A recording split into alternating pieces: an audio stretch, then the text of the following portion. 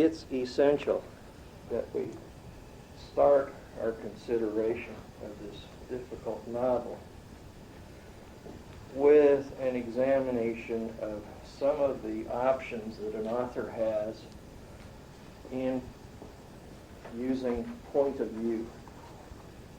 So I've made a little diagram up, which is based on the work of a critic named Leon T. Dickinson, and I have done some rather free adaptations of it for our own purposes.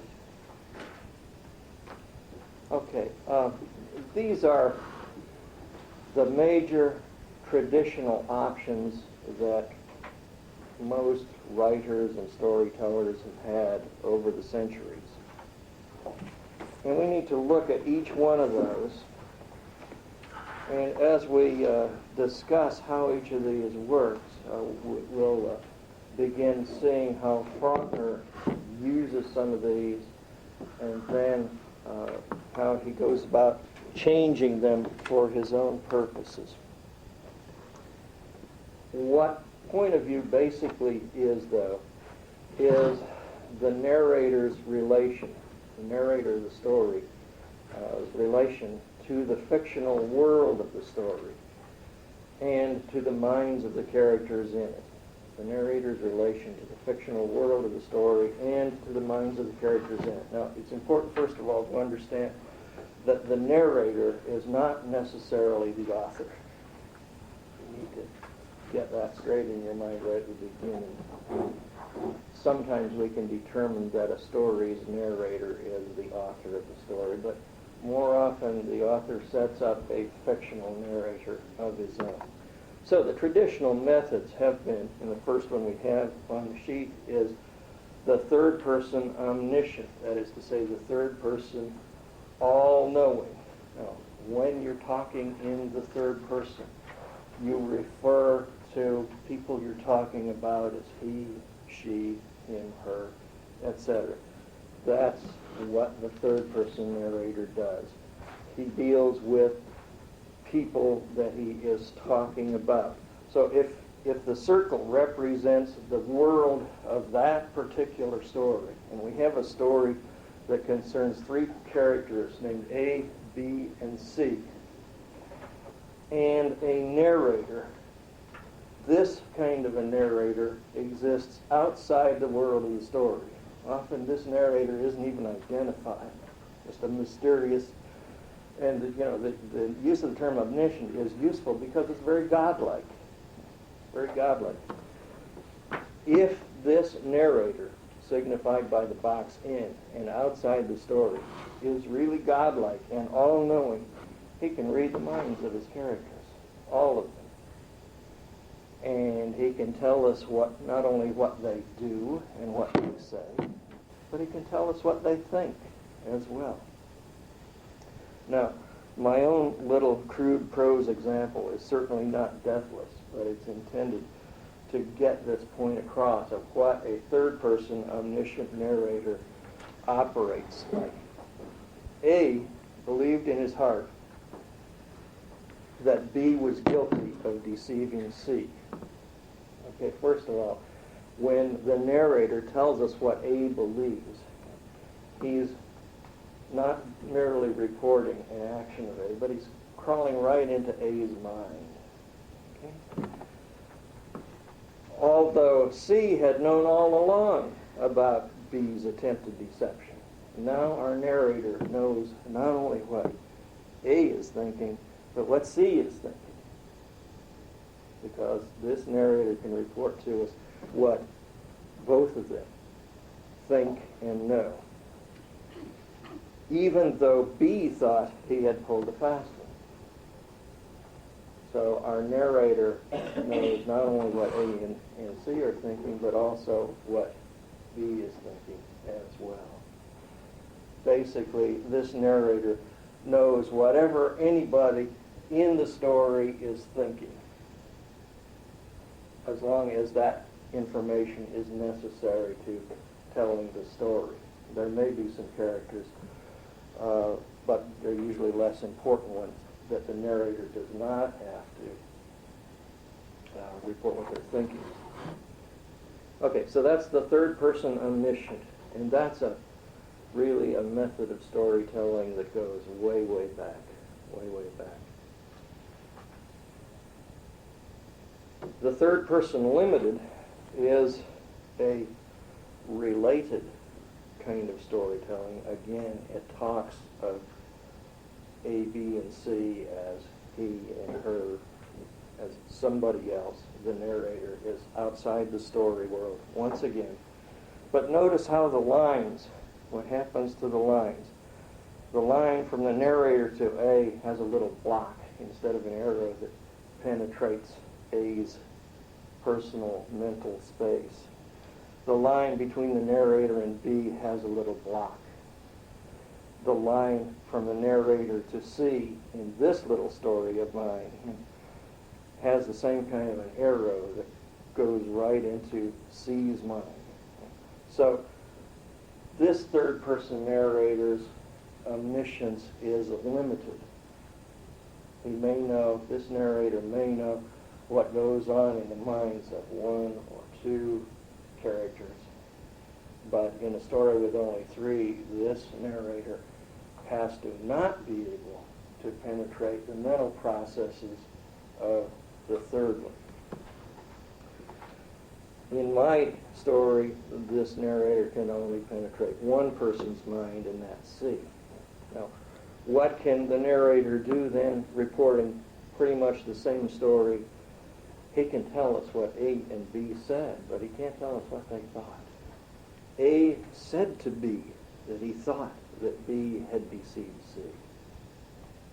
There's nothing superhuman in that kind of a statement. C was out of town, though, and didn't enter this discussion. Again, it doesn't take a godlike figure to report on the absence or activities of C. Nevertheless, C had wondered about B's action. See the difference here? This narrator can tell us what C is thinking, but not what A, not what B is thinking. This narrator's mind-reading capabilities are much more modest than the first example. We can take that same narrator who exists outside the world of the story and take any mind-reading power away from him. And that's objectified by the third example, the objective or dramatic method. Notice that the lines going from the narrator to A and B and C get into the story, but they remain outside of A's mind, outside of B's mind, outside of C's mind. The example then is that A said to B that he thought B had deceived C. C was out of town at this time, but he had told A before leaving that he didn't know what B was up to. See, these characters can report on their own thought processes. And this is simply rendered usually in dialogue, or either directly or indirectly. But the narrator is not able, utterly unable, to penetrate those mental processes. This is called the dramatic method because it's the most like a play. See presented. It's kind of like a tape recorder, or maybe in more modern terms a camcorder, which renders the picture, shows these people acting and interacting, but can't enter their minds. Fourth, we have the first person narrator. Now, notice that M comes into the circle, into the world of the story. One of the characters in the story tells the story. This is like Huckleberry Finn, who tells his own story. The story of that great adventure that he and Jim, the escaped slave, had as they rode down the Mississippi on a raft. So one of the characters takes the role of narrator, but being an ordinary human being, this narrator, A, is unable, again, to penetrate the mental processes of B and C. Of course, just like the rest of us, this narrator can speculate about those other people's mental processes, but can never really be sure. So this narrator's method of operation is, so I told B, and he puts himself right into the story, I told B that I thought he had deceived C, although C had said before he left town that he didn't know what B was up to. When I accused him, B denied everything. Okay? So A, our character narrator, is only able to report his own thoughts. I thought B had deceived C, and the actions then of B and C. Okay, now those are the major methods, and I would suspect that some of you are already smelling a rat here somewhere, that Faulkner doesn't necessarily abide by the conventions here. First of all, let me ask you if you have any problems with understanding these diagrams, the four major methods of narrating a story. Is this fairly clear to you? Okay. How does Faulkner differ from that in your experience with Absalom? I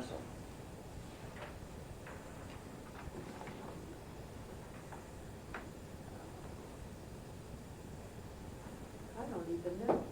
Diagram's a lot easier to I mean, it understand. seems like even in a sentence he switches from, He does at times, yes. He does, yeah. I mean, and he'll switch what he's calling this person that he's talking to or about. I mean, he'll call him by one and then by another, and if you're going, did he change? Who's talking now, Yeah, it's real. Okay, so your reaction is mainly confusion. Well, yeah, except that... And frustration. Yeah, a little bit. When I try to figure out who's talking, yeah. I think the pronoun Okay. he is perhaps maybe over you, maybe just Faulknerian, I guess. But every single time I come across the he, it's like, okay, who's that? Well, wait a minute. And sometimes it's good when they have the parentheses and they say this is form or this is something, or they identify it for you. But when they don't, sometimes it's just overwhelming almost. Okay, that's a good point. In there. Let me make a suggestion here. Since Faulkner indulges in constantly shifting points of view throughout this novel and throughout a number of his novels, the first thing that you need to realize is that even though he throws all those he pronouns at you, that he will almost never leave you without the wherewithal to figure out who he is. But the first thing you need to do is to begin to realize how you figure out who the narrator is. And that's why you need to be familiar with these standard points of view.